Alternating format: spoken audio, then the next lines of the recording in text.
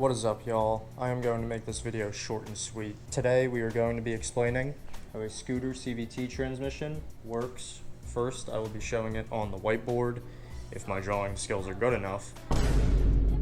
Hopefully I can explain it pretty good on there.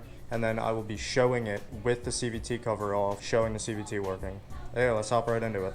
Alright, first things first, this is the CVT cover. It holds the Kickstarter and it keeps water from getting into the CVT. If water gets on the belt, it slips, it doesn't work. That's the Kickstarter, it's just a simple gear mechanism. First, up front, we have the front faceplate of the pulley, and then behind it, we have a variator. I have a variator right here. The variator holds roller weights, and when you rev up the bike and it spins, the roller weights go out like that. Oh my god, I'm all over the place. The roller weights will go out like that and push this plate like that.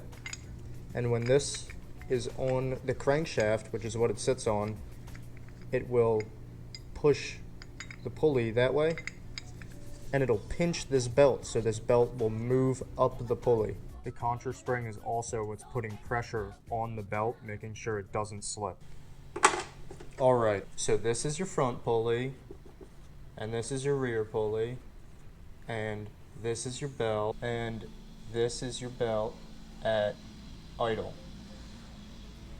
So your belt's going to be all the way up on your rear pulley and all the way down on your front pulley when it's at idle, because there's no pressure being put, there's no force being put on these little roller weights in your variator to push it outwards to make your belt come up. Here's a little contra spring.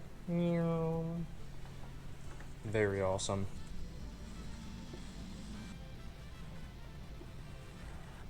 I gotta redraw these roller weights on the inside. Alright, so this is going to be... What the hoodie? This is going to be at mid-speed. Your belt at mid-speed will be pretty much even on both pulleys because there is a little bit of pressure applied to all of these roller weights, pushing it out and making this creep up the pulley. That also compresses the contra spring in the back, meaning the belt can move in on the back pulley. At top speed, your belt will be at the top of the front pulley and it will be at the inside of the rear pulley because the roller weights are all the way out on this, pushing the belt all the way out of the pulley. The contra spring is going to be compressed all the way down when this is at top speed and the belt is all the way in. Now, one of the keys to scooter tuning is making sure that all of this happens at the right time. That's why you have to change the weight of your roller weights, because if you have too heavy of a roller weight, it'll go down this, but it'll do it too fast and you will have low RPM.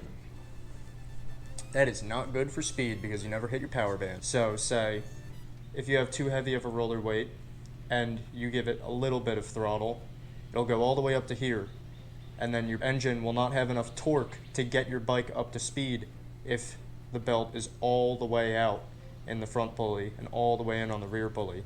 Hopefully you know how gear ratios work if you've ever had a motorcycle or a dirt bike.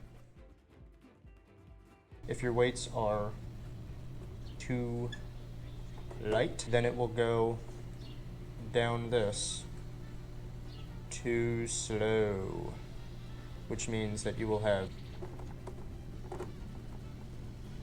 a very high RPM at low speed. So you'll be stuck here all the way up until your bike hits, like, say if you have a stock bike, you'll be here until your bike hits its redline RPM, and then it might start creeping. If the roller weights are too light, then that means that you will never open your variator and it will never even make your belt go up the pulley. So you will never get any more speed than your RPM allows, defeating the point of a CVT transmission. Also, your contra spring comes into play here too. If your contra spring is too heavy, it's going to grip this belt way too hard. It's not gonna let the roller weights do what they're supposed to do and have this happen. So just, if you have a stock bike, do not put a Malossi red in it. You thought we were done. You thought wrong. We still have a clutch to go over and a gearbox. No, my art. Alright, now you gotta figure out how a clutch works. So a clutch has these little pads on the outside. Oh my god, this is horrible.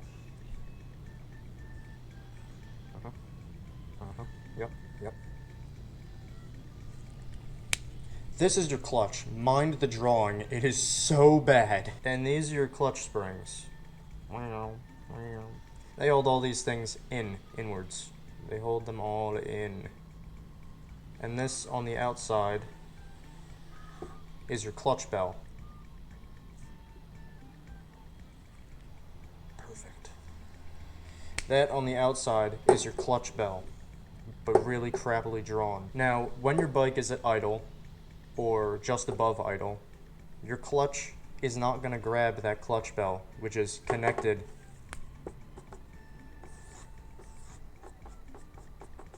to your rear wheel. Oh yeah, that's good. That's a good one.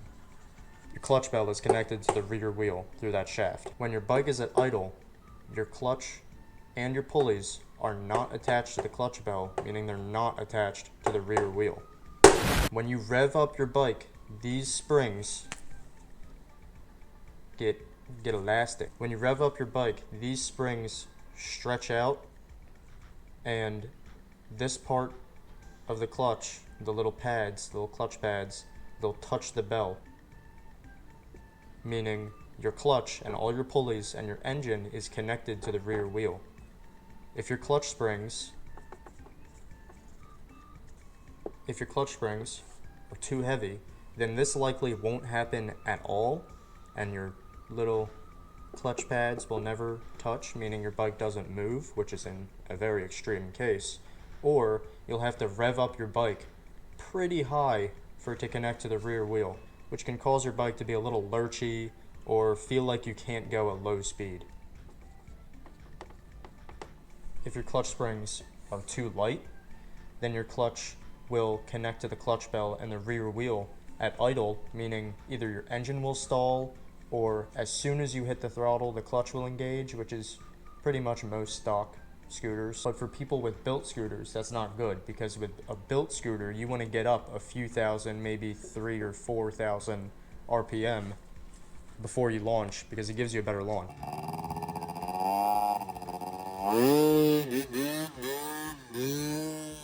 And we're done with that part. Now, behind your rear pulley, belt drawing, behind your rear pulley is going to be a gearbox. It's a little box with a bunch of bolts in it, and it has that shaft that comes out. And there's gears in here, right? Don't touch this, it's magic. Actually, it's pretty simple. There's only 2 or 3 gears in there, and if you want to swap them out, you just pull them out and get like 1344s. It'll up your top speed. This is basically your final drive. I wrote it down so you could see it. I am now going to show y'all what it looks like for this CVT to rev up without the transmission case on it, so you can get a clear view of the pulleys moving, and you get a clear view of the belt.